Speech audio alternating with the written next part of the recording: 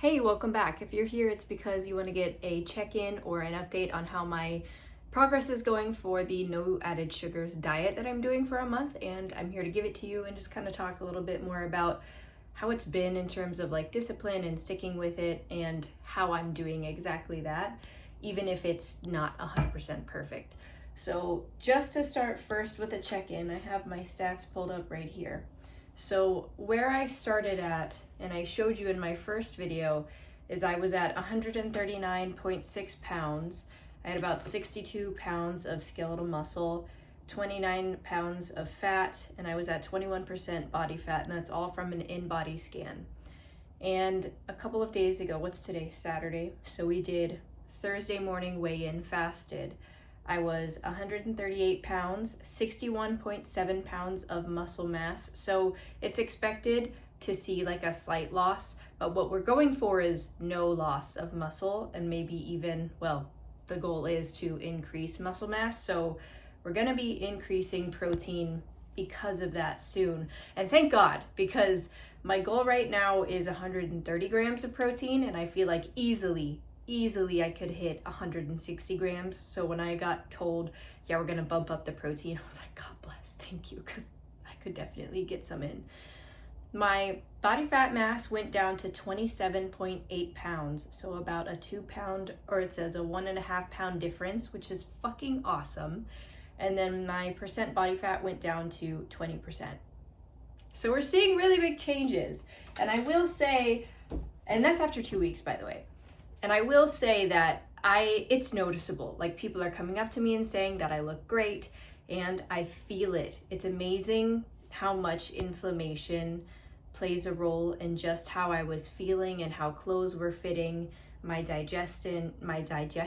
Like, I've noticed it so much. It's crazy how much inflammation I had, and I really didn't think it was like that big of a deal, or that it didn't, I guess, apply to me as much. But holy shit, it does, because I'm still eating about 1,900 calories. But whenever I eat, I don't feel bloated. It's normal to feel full and for your stomach to be bigger, but it's just a crazy difference when I have a full meal of like salmon, brown rice, and broccoli. And then I like look in the mirror and my stomach is distended like a little bit, like it's out a little bit, but it's nothing crazy. And I even took a video after, because I was like, holy shit, like I still feel really good. I still feel really lean. I feel just really fucking good, and everything's fitting really well. And I feel like it's kind of challenged me on my lifestyle moving forward after this. Not to say that I'm gonna never eat added sugars again, but just the foods I'm picking out, and specifically what I'm eating day to day, and how much I do indulge in stuff that does cause extra inflammation that I don't need.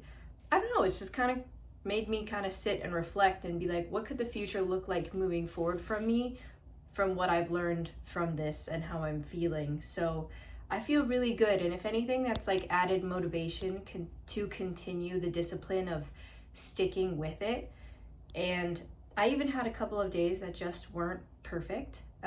Tuesday of that week, in fact, 2 days before, I had gone to the hot springs in Plano. And if you don't know, it's like a little mini resort where you can get drinks, you can get food, you soak in hot tubs, you can do ice baths. And I did it for my friend Noreen because it was her birthday, so we were celebrating, and I didn't want to take away from her in any way and be like, well, I can't do these things because I have a thing to follow.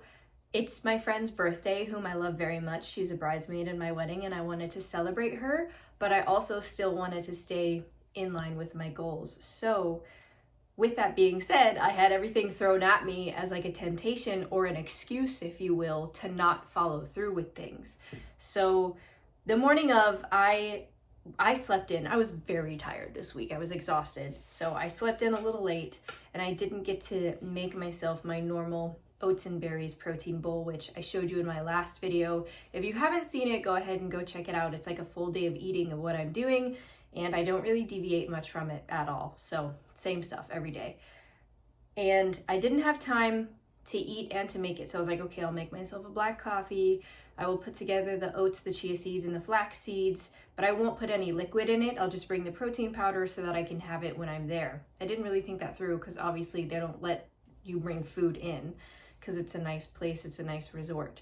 So I went and got her breakfast. I tried to order her a coffee, but they were taking so long, like so stupidly long, I had to leave, so I felt bad. But I got a breakfast sandwich for her, and I brought it to her, and she got to have that before we went in. But I realized I wasn't going to be able to have my breakfast, so I was like, you know what? It's cool. At this point, I'm used to being a little hungry, not starving, but just like I'm used to the like discomfort of hunger a little bit. Plus it's the morning, so when you fast, it's not as bad. And I had black coffee, so I was totally fine. I was like, you know what, it's great. I'm in a bikini, I want to look and feel good, I'm gonna drink some water, and it's gonna be fine. It was like 10 in the morning, so I was feeling good. And then we ordered some drinks, but I'm not doing alcohol, mainly for myself, not just for like this diet and for leading up to my wedding, but I don't know, it just doesn't really contribute. And don't get me wrong, I love wine. I love a mojito. Like those are my go-tos. I love a rum and coke, but I don't love the way it affects me and how I feel. And like it doesn't really contribute to the experience for me. If anything, now wine contributes to the experience. Like if I'm at a steakhouse, I will have a red glass of wine. Love me a red. I grew up a Jamaican, so we love me some wine. And then a white wine if I'm like doing a girls' night out and I want something a little sweet. But I'm saving those for occasions that mean things, where like we're celebrating something or we're just really enjoying life. So I don't think I've really had alcohol since the year has begun, and I feel really good about that. I feel great. So I didn't have anything to drink, and I told my friend, I was like, you know what, if you want to drink at 10 a.m., first of all, it's your birthday. Fuck it. You go for it. I'm not going to hold you back, girly pop. It's a Tuesday. We don't have to go to work. You do your thing. So we ended up getting green juices instead, which I loved. It didn't say there were any added sugars in it because, again, I'm trying to be cognizant. You know, I'm trying to enjoy the day, but I'm not gonna let it ruin my day at the same time. So I just checked the ingredients and it just listed the fruits. So I was like, okay, that's fine. If it really is just a fruit juice, then it's cool. So I had my green juice and it was delicious. She also had a green juice, which was great. And I know a lot of people struggle with social, what's the word I'm looking for? Social pressure when it comes to following through on your diet or following through on your exercise. Let me tell you, the people in your circle, if they're meant to be in your circle, will be so supportive of you to the point where they're like, oh, like we can accommodate you if needed, which is absolutely amazing. Nobody ever has to do that for you. It's just further proof of how great of fucking friends you have. But if people are being weird about it, it is always, always, always a reflection on them and not you. And this happens a lot with people that you've known longer or have had friends for years and years and years, and they've never seen this new side of you that's trying to make new choices. And what I've noticed is that it also holds up a mirror to them, to challenge them to do better in life. And some people do not do well with that. So if you feel that pressure, just know that it's not you. You're making choices that are better for yourself. And if people are being so like fucking weird about it, for you to like prioritize your health and your goals, that's weird. That's on them. So just wanted to add that in there as I'm telling this story. So we're enjoying the day. I went to go get breakfast because you can order food, and I normally do like a Greek yogurt with fruit, and I saw that they had that option on the menu and I was like, this is perfect. So I went up to the guy and I was like, hey, can I do your Greek parfait, but instead, can I just not have the honey drizzle on it? Because it's added sugar and we're just not doing that right now, so I'm trying to stick to it. And he was like, I'm so sorry, they actually come pre-made. And I was like, you know what? It's all good. It's fine. I'll make it work. He even offered to see if they could do it without the honey drizzle. And I was like, if you can't, it's really not a big deal. I appreciate it, but I'm confident that I'm making the best decisions for myself at this point. So I'm like, you know what? It's fine. It'll like one day of a little honey is not gonna fucking kill me. So it's honey. It'll be fine. So I had that Greek parfait. Delicious. So good. And it had like the smallest amount of honey. So in the end, it was like, whatever. I enjoyed my time with her. It was so great. And then we wanted to go to lunch because, again, her birthday. We had ice cream cone party hats that I got for her. And we went to a Thai restaurant. And again, this is one of those moments where you can be like, fuck, this is either totally gonna ruin it, so I'm just gonna say screw it and go all in. Or you can be like, you know what? This is an experience. I get to hang out with my friends. I still really want to stay in line with my goals. And you got to visualize, why do you have your goals? Why do you want to do the things that you want to do? What is the end game? And for me, all of this keeps coming back to discipline. I asked God to help me with my discipline this year, and I feel like, as always, He is delivering. And it's also Lent. I gave up shopping, which I know doesn't sound like a big deal, but I didn't realize how much I leaned on like retail therapy if I'm like slightly stressed out or anxious for the house. Specifically gym clothes. Like I have so many fucking gym clothes, it's stupid. I know it's my job, but it's still a lot. And something that really stuck with me in sticking with discipline is you love God more than the thing that you are indulging in. And like, I don't know, that really stuck.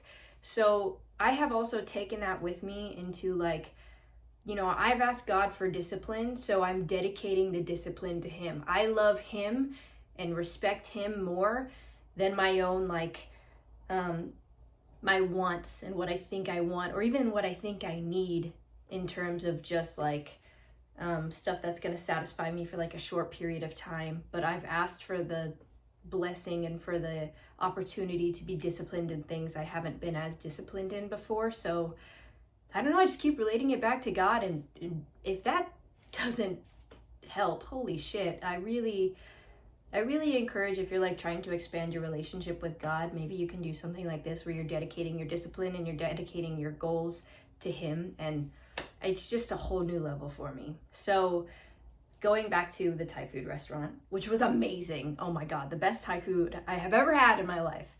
I'm so glad we went. So I was just looking through my options, and again, I have the best friend ever because she's like, we can do something semi-healthy. I'm like, no, Noreen, we're here for you. I got you 2 bundt cakes, the little mini ones from Nothing Bundt Cakes. It's your birthday. It is your birthday. We don't get to do this much, so we are celebrating. It's not about me. It is you. And like, I'm fine. I'm cool. I'm like confident. I will make it work.